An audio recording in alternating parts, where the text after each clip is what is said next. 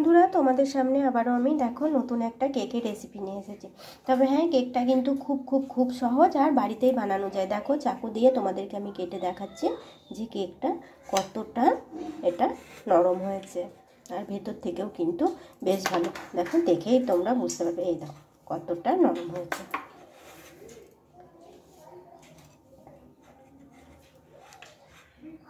তো খুব তাড়াতাড়ি চটজলদি করে এরকম একটা কেকের যদি তোমরা রেসিপি তৈরি করে নাও বন্ধুরা, দেখো এই দেখো কতটা সুন্দর হয়েছে। ভেতরটা না দেখলে বুঝতে পারবে না কতটা জালিদার হয়েছে আর কতটা নরম হয়েছে।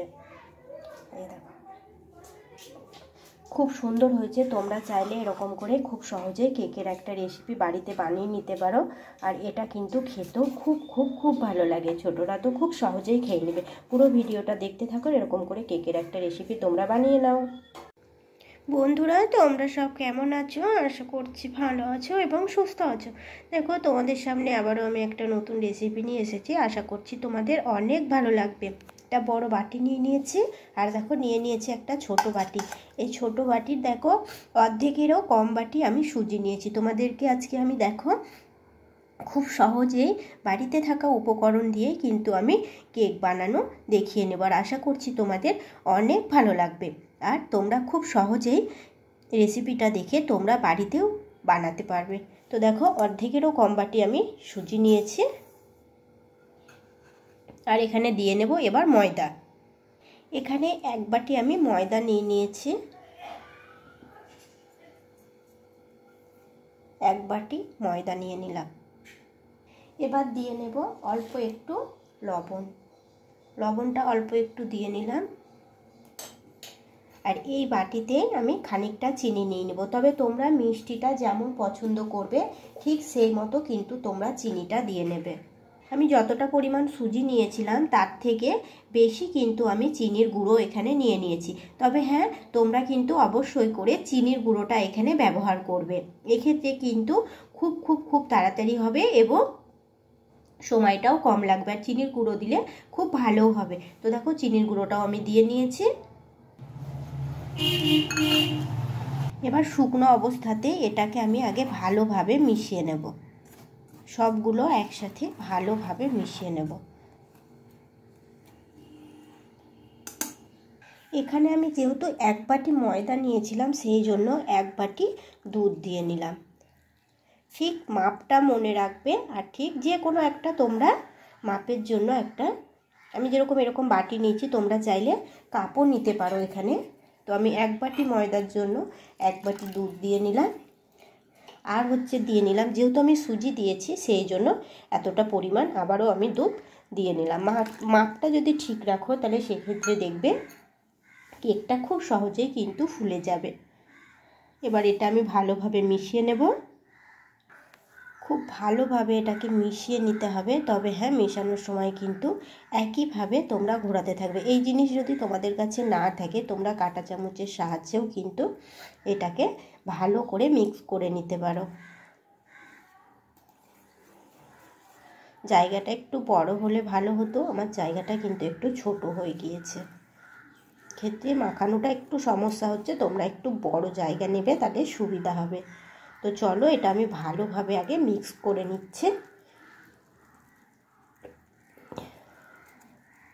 খুব ভালোভাবে এটা আমি মিশিয়ে নিয়েছি, দেখতেই পাচ্ছ।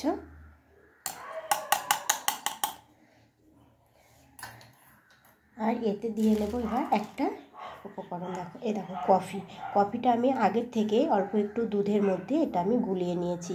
2 চামচ কফি দিয়েও যে এত সুন্দর একটা কেকের রেসিপি তৈরি হয় তোমরা ভাবতেও পারবে না। তো দেখো, এটা এখন আমি দিয়ে নিলাম। দিয়ে নিয়ে এটা আবারও একটু ভালোভাবে মিশিয়ে নিতে হবে। ঠিক একই পাকে এটাকে মিশিয়ে নিতে হবে।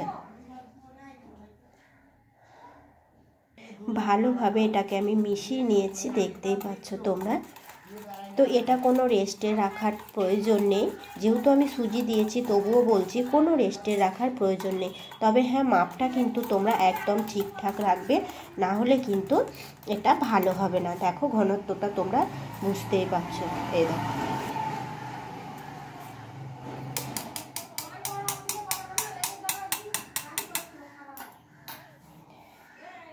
বন্ধুরা এই অবধি তো একদম রেডি হয়ে গেছে। এবার হচ্ছে ইনো। এরকম ইনোটা কিন্তু অনেকেরই বাড়িতে থাকে, না থাকলে একটা নিয়ে এসে কিন্তু এর মধ্যে দিতে হবে। তো এখন এই প্যাকেটটা আমি কেটে নেব। ইনোটা এখন দিয়ে নেব। এক প্যাকেট ইনোটা এখন আমি দিয়ে নিলাম। আর এর উপর দিয়ে নেব অল্প একটু জল। দেখো একদম অল্প একটু জল আমি দিয়ে নিলাম। এবার এটাও ভালোভাবে কিন্তু মিশিয়ে নিতে হবে।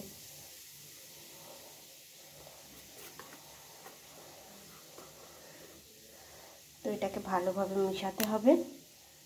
এটা আমি ভালোভাবে মিশিয়ে নিয়েছি।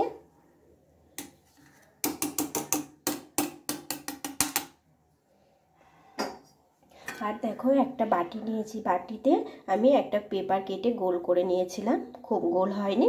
আর বাটির গায়ে কিন্তু আগের থেকে তেল লাগিয়ে নিয়েছিলাম, সাদা তেল। আর পেপারটা দেওয়ার পরেও আবারও আমি একটু তেল লাগিয়ে নিয়েছি ভালোভাবে। এখন এই বাটিটার মধ্যে আমি ব্যাটারটা ঢেলে নেব। বাটিতে আমি ব্যাটারটা ঢেলে নিলাম। আর ঘনত্বটা কেমন সেটা তোমরা বুঝতেও পারলে। দিয়ে নিয়েছি। আর উপর থেকে আমি দিয়ে নেব কয়েকটা কিশমিশ।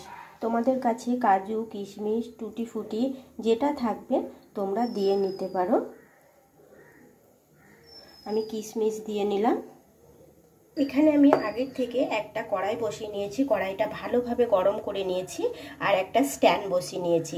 এখন হচ্ছে আমি এটা বসিয়ে নিলাম। এবার এটাকে আমি 25 মিনিট মতো জাল করে নেব ভালোভাবে। একটা ঢাকা দিয়ে নেব। আর ঢাকা দিয়ে 25 মিনিট মতো আমি এটাকে জাল করে নেব। মাঝে একবার দেখে নেব। তো চলো একটা থাল দিয়ে নিয়েছি, থালটা যাতে ভালোভাবে ঢাকা পড়ে।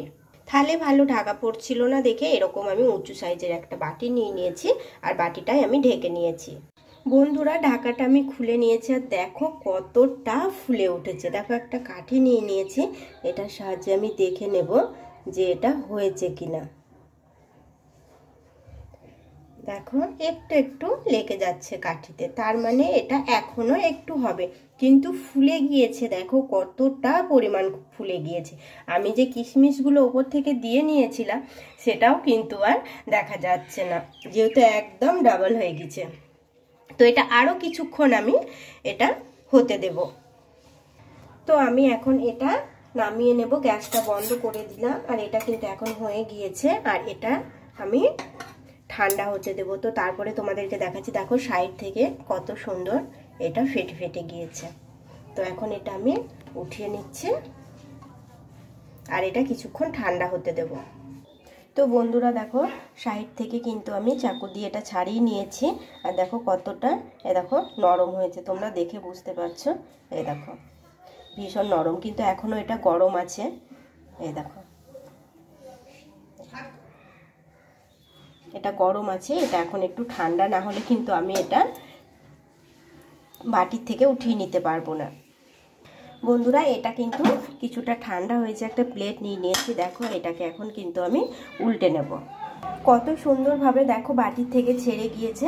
এই যে বাটিটা থেকে কিন্তু একদম ছেড়ে গিয়েছে।